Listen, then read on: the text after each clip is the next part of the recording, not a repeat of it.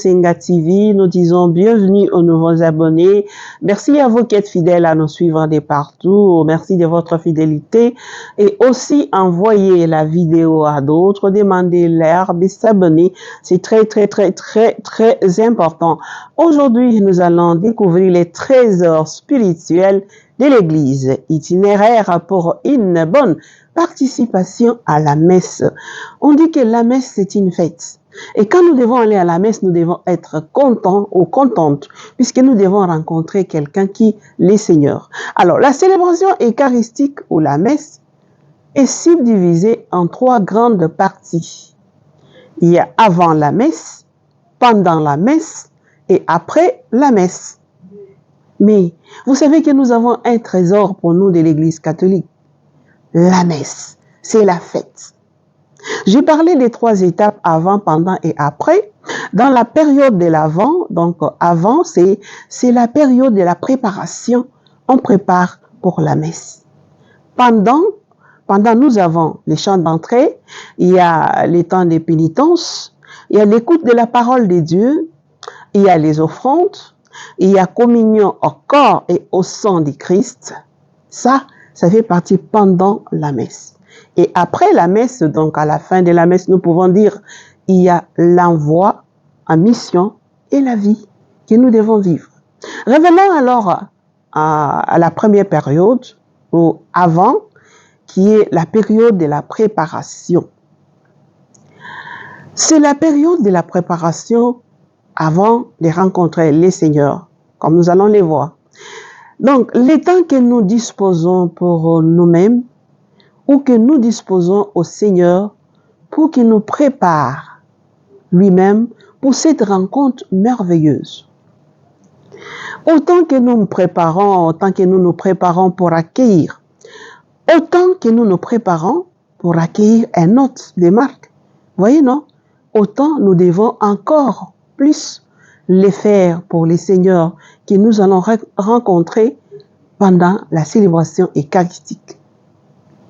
Et cette période de préparation, vous voyez quand vous êtes à la maison, vous devez accueillir quelqu'un de marque. On nettoie bien la maison, on essuie donc les endroits là où il y a la poussière. Tout est en ordre parce qu'on doit accueillir quelqu'un. Vous voyez? Et c'est la même chose avec les seigneurs. Donc cette période s'est faite dans la prière. Saint Augustin ne dit-il pas que nous sommes des mendiants de Dieu? Nous devons avoir la soif de Dieu. Et pendant les temps de la préparation de la messe, nous devons supplier les seigneurs de nous rendre disponibles et attentifs ou attentives pour les rencontrer dans la célébration eucharistique. Les pendant ici, ça peut être déjà au niveau de chez nous à la maison. Nous disons, nous allons aller rencontrer les seigneurs, nous nous disposons intérieurement. Et quand nous arrivons à la messe, nous entrons, nous nous inclinons, nous nous agenouillons, nous faisons les signes de croix. On entre à la messe. On cherche une place, on s'assoit. Et là, on commence maintenant à prier pour que les seigneurs préparent notre cœur, que nous nous disposons à l'écouter à travers sa parole et son corps et son sang. Donc, ce n'est pas les moments où, quand j'arrive à la messe, les moments de chercher les gens de part et d'autre, de commencer à donner des baisers de part et d'autre, ou encore commencer à regarder mon téléphone. C'est le moment de garder le silence, de nous préparer. Ça peut être, ça dépend des gens. Quand vous arrivez, il y a les gens qui arrivent 15 minutes avant, 20 minutes avant, 30 minutes avant. C'est à vous de gérer votre temps, mais dans une attitude de préparation. Il y a ceux qui arrivent aussi en retard. C'est faire vraiment l'effort d'arriver avant, c'est mieux, puisque avant, ça vous permet de vous calmer et de vous préparer. Après cette préparation que vous êtes disposé, ça arrive maintenant, le deuxième moment. Nous avons parlé dans le deuxième moment, nous avons énuméré, donc les moments de pendant la messe. Il y a l'entrée, il y a la pénitence, il y a écoute de la parole de Dieu, il y a l'offrande, il y a communion au corps et au sang du Christ. C'est cette période-là. Puisque vous êtes préparés, vous êtes prêts à entrer dans la célébration eucharistique, donc nous commençons avec l'entrée et les rites pénitentiels. L'Église nous enseigne que dans la célébration eucharistique, le Christ est réellement présent et se donne à nous dans la personne du célébrant. Donc, c'est les célébrants qui entrent pour commencer la messe et nous devons nous lever tout en chantant, parce qu'on dit chanter c'est prier de foi, en chantant les chants que la chorale nous propose. Après, dans la liturgie de la parole, nous le verrons un peu plus tard, comment est-ce que ça va se faire. Et la première préparation consiste donc à demander au Christ la grâce de les rencontrer. Oui, les rencontrer et jouir des effets de la présence est une grâce. Demander la grâce d'être attentif et de saisir un reflet de la lumière et demander une conscience éveillée pour être présent à la célébration et saisir sa présence. C'est là qui peut nous aider. Après la demande, on va maintenant entrer dans l'acte pénitentiel qui consiste à faire l'examen des consciences afin d'identifier nos péchés pour les confesser et recevoir de lui les pardons et la pureté du cœur, car il se révèle au cœur pur. Si vous avez eu la chance que vous arrivez quelque temps avant, vous trouvez un prêtre disponible que vous pouvez vous vous confessez, mais souvent aussi, on peut les faire aussi à la veille. Mais quand vous êtes là, pendant les confiteors, pendant l'acte pénitentiel, demandez sincèrement pardon au plus profond de vous-même. Regardez-vous en profondeur. Qu'est-ce que vous avez dans votre cœur? Et demandez pardon au Seigneur. Avec l'absolution du prêtre, le Seigneur peut vous pardonner. Cela ne vous dédouane pas d'aller à la confession, non. Mais si vous demandez avec tout votre cœur, le Seigneur peut voir votre disposition intérieure et le Seigneur sait qu'après, vous allez partir à la confession pour que les seigneurs et les prêtres, à travers les prêtres, que les seigneurs puissent vous bénir. Après l'entrée, où nous nous disposons avec respect, à travers les chants, accueillir les prêtres qui entrent, qui représentent les seigneurs. Après avoir demandé les pardons à travers l'acte pénitentiel, que nous ne devons pas faire comme ça, on chante, on regarde à côté, etc. L'acte pénitentiel, parfois on récite, parfois on chante. Donc, on doit entrer, c'est le moment d'entrer au plus profond de nous-mêmes. Ce n'est pas les moments de distraction. Et si nous nous sommes préparés en demandant la grâce, et nous pouvons maintenant entrer dans la liturgie de la parole. Dans la liturgie de la parole, le Christ lui-même est là. Il est présent dans sa parole, au milieu de ses fils et de ses filles. Et il nous parle à travers la parole de Dieu. Et là, nous allons demander la grâce au Seigneur à ce moment-là d'entendre la parole qui nous est particulièrement adressée dans notre situation particulière. Quand nous écoutons la parole de Dieu, nous n'écoutons pas la parole de Dieu par rapport aux autres pour dire « Ah, ça, c'est l'autre ». Non. Moi, face à cette parole de Dieu, que cette parole me dit quoi? Moi, à ce moment-là, concrètement, par rapport à ma vie, à moi. À ce moment, la parole de Dieu peut nous libérer parce que nous nous regardons en face. Et en ce moment, nous pouvons demander au Seigneur de nous ouvrir les trésors de cette parole de Dieu. Qu'est-ce que cela signifie? À travers l'homélie des prêtres que je vais suivre, mais à travers ce que le Seigneur me fait comprendre par rapport à cette parole. Et cela me permet de regarder les choses peut-être qui sont au plus profond de moi autrement. Je donne l'exemple. Si nous venons d'écouter par exemple la parole de Dieu sur l'enfant prodigue qui demande à son père donc de lui donner son héritage et partir. Et l'enfant est parti. Et voilà que l'enfant qui revient, elle dit, je vais aller chez mon père, il va m'accueillir, il va me considérer quand même comme pas son fils, comme, je sais pas, un employé, pourvu que je retrouve la vie. Et l'attitude du père, l'attitude du fils aîné, l'enfant prodigue. Nous pouvons aussi nous mettre dans la peau de l'enfant prodigue en reconnaissant plus profond, j'ai péché contre mon frère, contre ma sœur, contre mon papa, contre ma maman, au travail, etc. Seigneur, pardonne-moi. Je vais aussi, comme l'enfant prodigue, rentrer demander pardon, Seigneur. C'est ça. Là, la parole de Dieu vous éclaire. Donc, vous écoutez l'homélie, vous écoutez la parole de Dieu en l'appliquant à votre propre vie. N'écoutez pas la parole de Dieu ou l'homélie du prêtre en regardant une autre personne. Là, la parole de Dieu ne va pas vous toucher. Voilà. Nous étions avant la messe, la préparation. Pendant, nous avons commencé avec l'entrée du prêtre, la pénitence, l'écoute de la parole de Dieu, et puis nous examinons face à la parole de Dieu. Après cela, nous passons maintenant à l'offertoire. Pendant cette étape, nous apportons les fruits de nos efforts comme don au sacrifice eucharistique, nos oblations. Cela s'est fait en nature ou en espèces, donc on peut donner les choses en nature ou comme on peut aller déposer l'offrande devant l'autel, l'argent. Donc nous les ressemblons dans les paniers prévus pour cet effet et les mettons en commun. Ensemble, chacun vient mettre dans les paniers et nous faisons l'offrande commune. L'offrande est déposée donc au pied de l'autel où les prêtres ou les célébrants préparent les pains et les vins et les présentent à Dieu comme l'offrande de toute l'Église. Et pendant l'offrande, parfois nous ne nous rendons pas compte, quand nous allons déposer l'offrande, on dépose comme ça parce que je dois aller déposer, parce que les gens doivent me voir, etc. Non, quand vous déposez l'offrande, mettez une intention particulière devant l'autel. Ne partez pas comme ça, mais faites accompagner votre offrande avec une prière.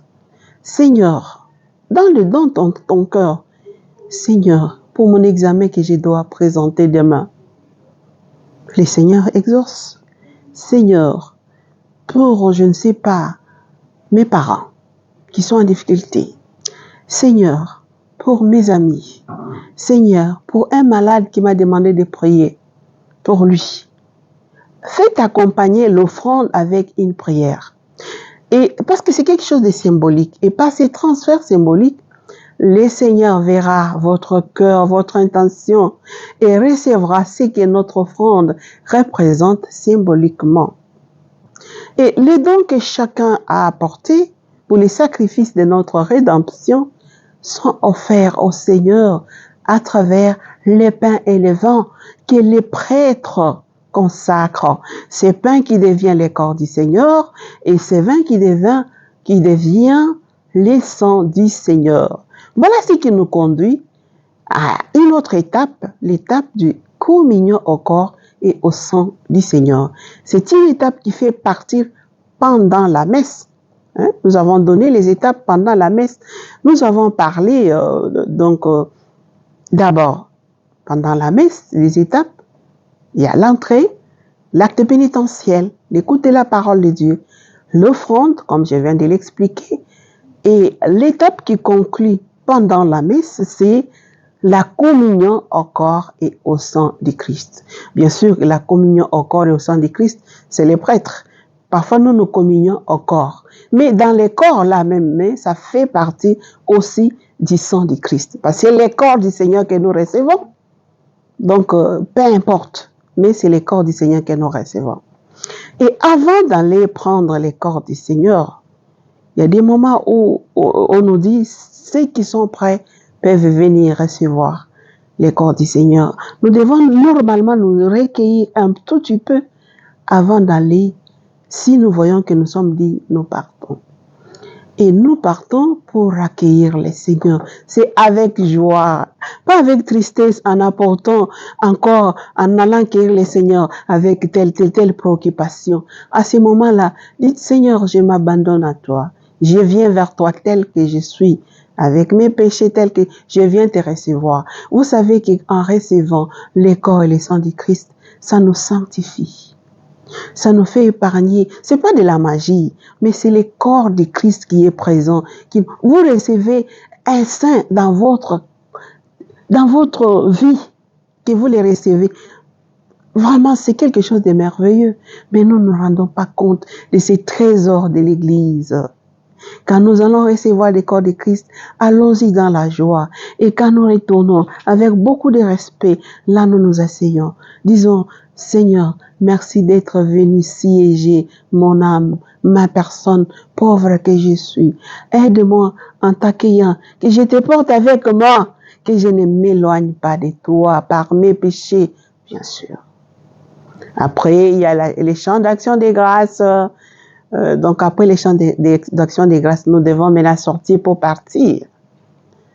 Mais avant de partir, les prêtres qui ont célébré la messe nous bénissent. La bénédiction finale qui nous donne des grâces aussi de partir avec, donc chez nous à la maison. Mais, on nous envoie surtout en mission. Par rapport à ce que nous avons écouté de la parole de Dieu, par rapport à ce que nous avons écouté dans l'homélie, par rapport à ce que le Seigneur nous a parlé quand nous sommes allés les recevoir dans les corps et parfois aussi dans les sangs. Si nous avons l'habitude comme en Pâques, mais dans les corps déjà du Christ, c'est déjà suffisant. Donc la période de l'après, c'est la période de l'envoi en mission et la vie. Avant de partir, le Christ nous bénit à travers les prêtres. Il nous dit, allez dans la paix du Christ. Il n'a pas dit, allez comme ça, mais dans la paix du Christ.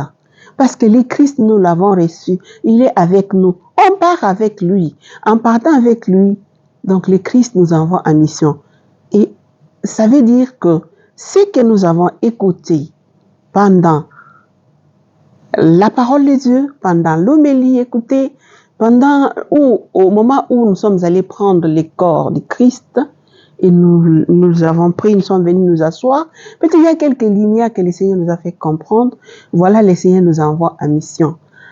Et ici, le Seigneur nous demande d'appliquer la parole de Dieu que nous avons écoutée, que nous puissions appliquer cette parole de Dieu dans notre vie.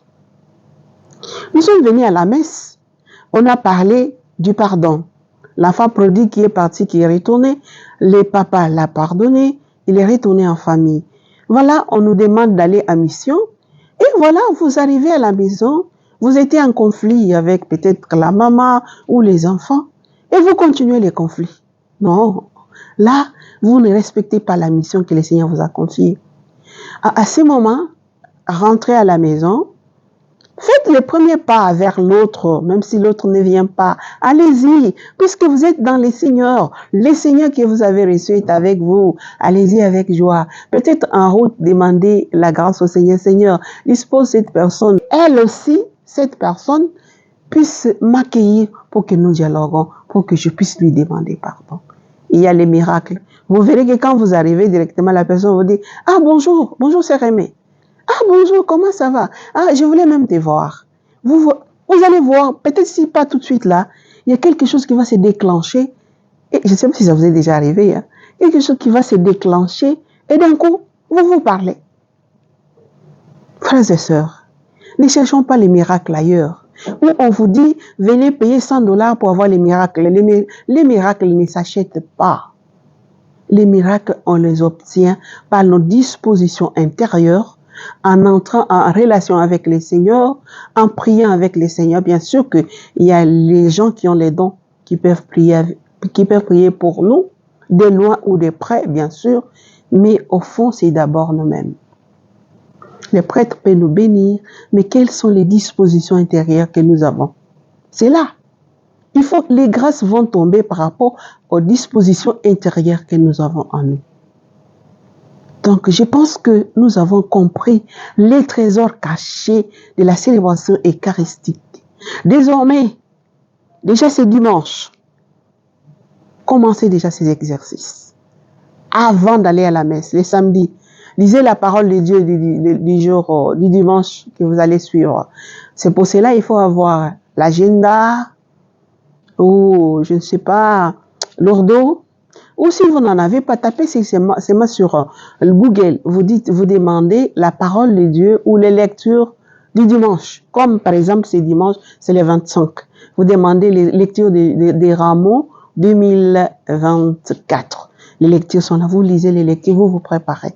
Si vous ne l'avez pas fait à la veille, c'est quand vous arrivez déjà à la messe, vous avez les missels mensuels, Voix, Vérité et Vie, vous avez votre missel, vous lisez un peu, peut-être vous n'êtes pas obligé de lire toutes les trois lectures, première lecture, deuxième lecture, troisième lecture. Vous pouvez seulement lire l'évangile, ou bien seulement la première lecture ou la deuxième lecture, parce que les lectures là, telles que c'est choisi par l'auteur sacré, il y a toujours, il y a des combinaisons entre ces lectures-là. C'est transversal. Donc, il y a des communions entre ces lectures du jour. Alors, dès que vous avez lu, quand vous préparez, 5 minutes avant la célébration, vous vous préparez, comme nous avons dit, vous vous préparez. Et puis maintenant, vous êtes disposé à commencer la messe. On ne dit pas, je suis venu assister à la messe. Je suis venu participer à la célébration. C'est-à-dire, moi aussi, je participe. De quelle manière je participe? Je chante avec la chorale. Je me dispose, je réponds. Hein, il y a des conversations entre les prêtres et les chrétiens. Je réponds à ce qui est demandé. Alors, si j'ai préparé l'avant, les pendant, je peux bien vivre ça. Les chants d'entrée, j'accueille les prêtres, la pénitence, hein, la parole de Dieu que j'écoute, et puis l'homélie que j'écoute, et puis l'offrande. Je vais déposer l'offrande avec une intention particulière pour moi-même, pour ma sanctification, pour ma famille, pour les malades, pour notre pays, tout ça. Et ne soyons pas égoïstes dans la prière. Élargissons un peu la prière pour nous-mêmes, pour d'autres qui nous demandent aussi de prier pour eux, pour les gens qui sont dans la misère. Et vous verrez que vous participez de cette façon-là à la messe. Et puis viendra les moments où il faut les recevoir, qu'ils viennent à nous, nous sommes aussi préparés. Et à la fin, après la bénédiction qui nous envoie à mission, allons vivre cette parole de Dieu. Commençons chaque dimanche avec cet exercice et entraînons nos enfants. Les soirs, vous les préparez. Et je félicite beaucoup quand je vois les parents qui viennent avec les enfants à la messe. Et l'habitude aussi de venir à la messe, papa, maman et enfant. Ça peut arriver que peut-être le papa est un peu en retard. Maman, prends tes enfants ensemble. Allez-y à la messe. Les plus jeunes, vous pouvez les préparer à la messe et à la maison. Et quand vous arrivez, dites à votre enfant, fais le signe de croix, on entre. Si un peu pas s'agenouiller, puis maintenant prie le Seigneur, hein, demande la grâce au Seigneur que le Seigneur te prépare. Peut-être c'est un enfant, il ne comprend pas, mais c'est comme ça que vous préparez les enfants petit à petit. Quand ils vont grandir, ils vont comprendre certaines choses. Et ce ne sont pas les enfants qu'on peut manipuler facilement ou quitter l'église, allez-y dans d'autres sectes. Non, parce que vous les avez préparés. La plupart des familles qui ont commencé à préparer des enfants dès le bas âge, ces enfants-là, en tout cas, 10 sur 100, les enfants quittent pour aller dans d'autres églises, mais la plupart restent orthodoxes. Donc, fidèles à la foi reçue par les parents. Voilà, merci et à demain.